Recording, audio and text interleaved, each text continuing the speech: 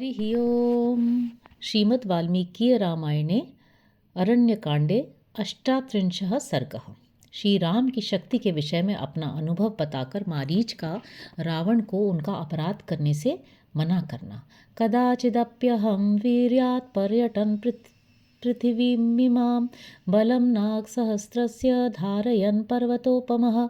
एक समय की बात है कि मैं अपने पराक्रम के अभिमान में आकर पर्वत के समान शरीर धारण किए इस पृथ्वी पर चक्कर लगा रहा था।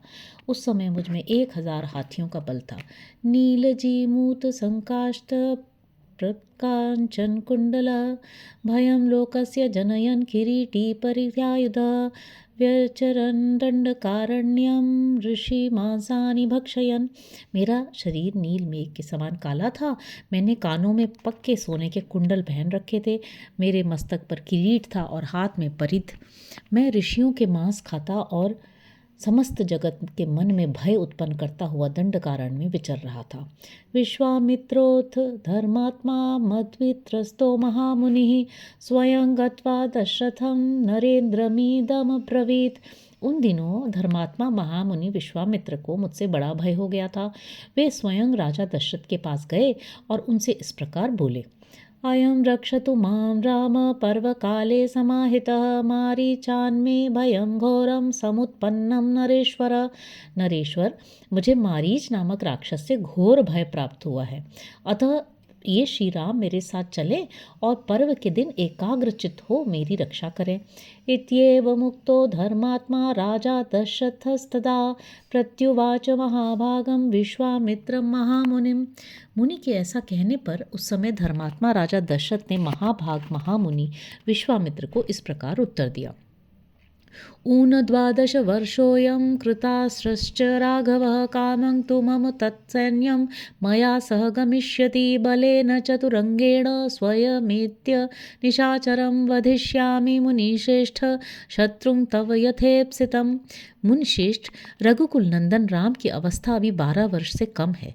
इन्हें अस्त्र शस्त्रों के चलाने का पूरा अभ्यास भी नहीं है। आप चाहें तो मेरे साथ मेरी सारी सेना वहाँ चलेगी और मैं चतुरंगिणी सेना के साथ स्वयं ही चलकर आपकी इच्छा के अनुसार उस शत्रु रूप निशाचर का वध करूंगा।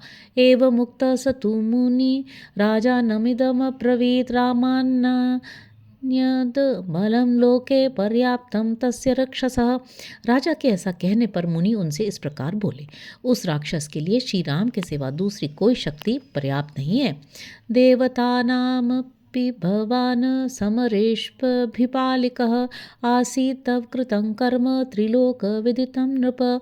राजन, इसमें संदेह नहीं कि आप समर भूमि में देवताओं की भी रक्षा करने में समर्थ हैं।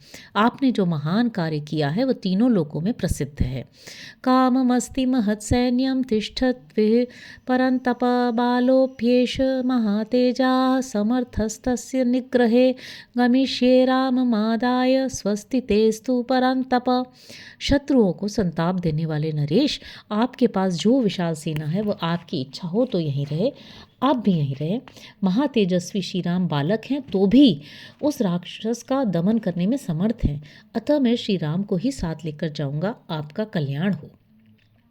इत्वेव मुक्त्वा स मुनिस्तदुमादाय नृपात्मजं जगाम परम प्रीतो विश्वामित्र स्वमाश्रमम्।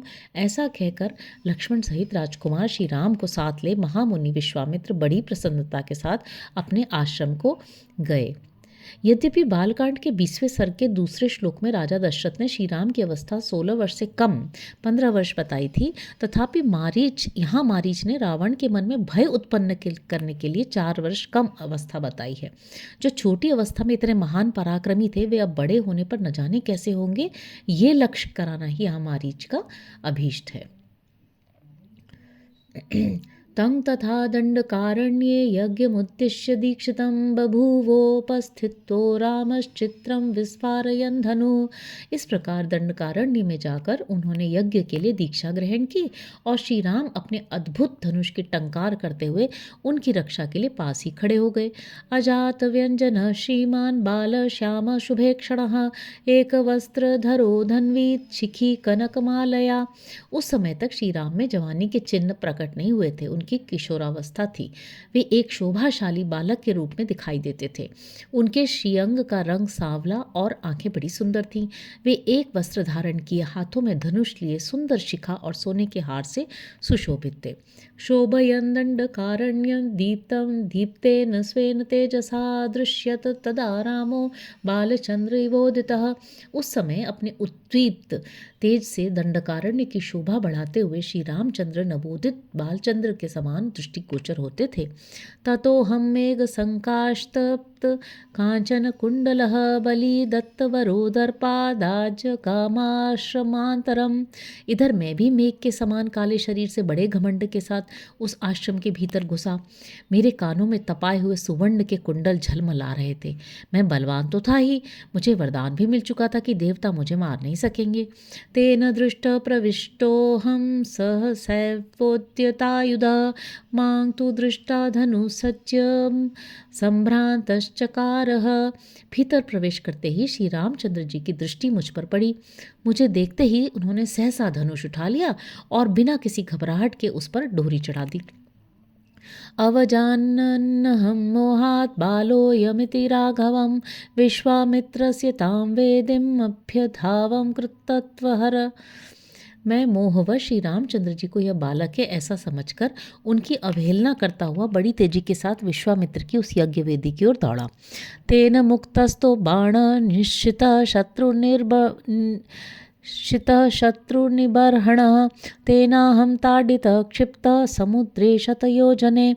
इतने में ही श्री राम ने एक ऐसा तीखा बाण छोड़ा जो शत्रु का संहार करने वाला था, परंतु उस बाण की चोट खाकर मैं मरा नहीं, 100 योजन दूर समुद्र में आकर गिर पड़ा।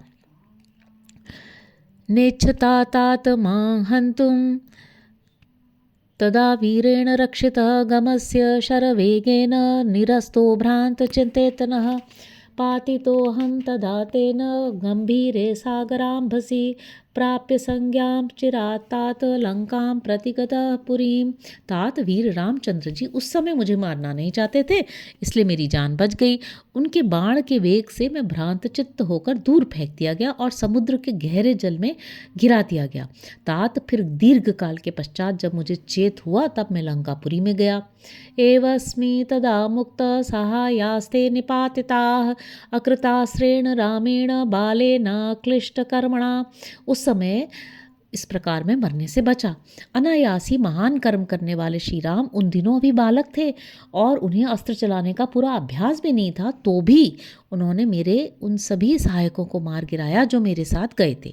तन्मया वार्यमाणस्तु यदि रामेण विग्रहं करिष्यस्यापदं घोराम क्षिप्रं प्राप्य न शिष्यति।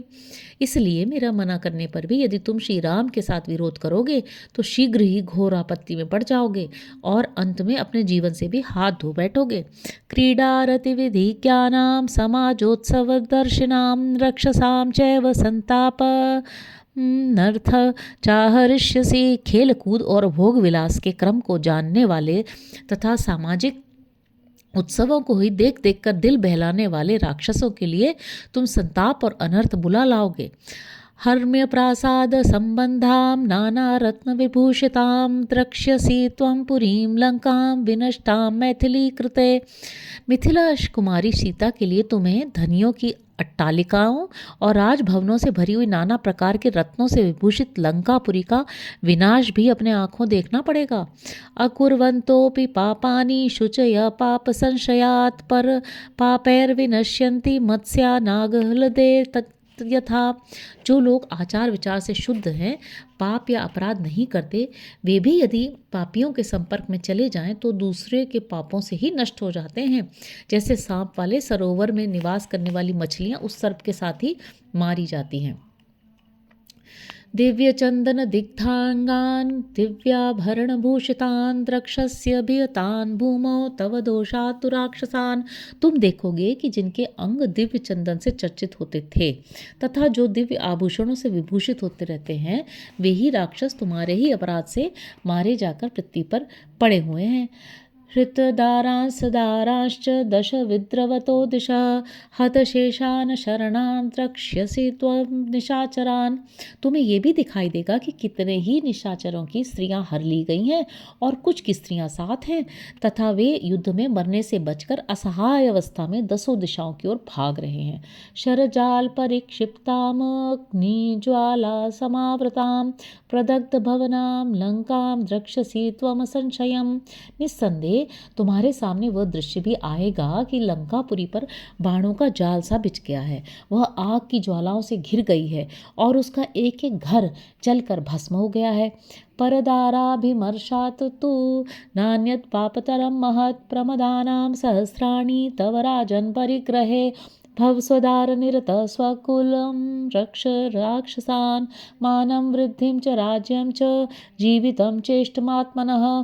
राजन, पराई स्त्री के संसर्ग से बढ़कर दूसरा कोई महान पाप नहीं है। तुम्हारे अंतःपुर में हजारों युवतियां स्त्रियां हैं। उन अपनी ही स्त्रियों में अनुराग रखो, अपने कुल की रक्षा करो, राक्षसों के प्राण बचाओ तथा अपनी मान प्रतिष्ठा उन्नति राज्य और प्यारे जीवन को नष्ट न होने दो। कलत्राणि च सौम्यानि मित्रवर्ग तथैव च यदिच्छसि चिरं भोक्तुं मा कृथा वां राम विप्रियम। यदि तुम अपनी सुंदर स्त्रियों और मित्रों का सुख अधिक काल तक भोगना चाहते हो तो श्री राम का अपराध न करो। निवार्यमाण सुहृदा मया भृशं प्रसह्य सीतां यदि दर्शयिष्यसि गमिष्यसि क्षीणबल सबान्धवो यमक्षयं राम शरास्त जीवितः। मैं तुम्हारा हितैषी सुहृद हूँ। यदि मेरे बारंबार मना करने पर भी तुम हठपूर्वक सीता का अपहरण करोगे तो तुम्हारी सारी सेना नष्ट हो जाएगी और तुम श्री राम के बाणों से अपने प्राण गंवाकर बंधु बांधवों के साथ यमलोक की यात्रा करोगे। इतिहासे श्रीमद् रामायणे वाल्मीकि आदि काव्ये अरण्य कांडे अष्टात्रिंशः सर्गः। इस प्रकार श्री वाल्मीकि निर्मित आर्ष रामायण आदि काव्य के अरण्य कांड में 38वां सर्ग पूरा हुआ। हरि ओम।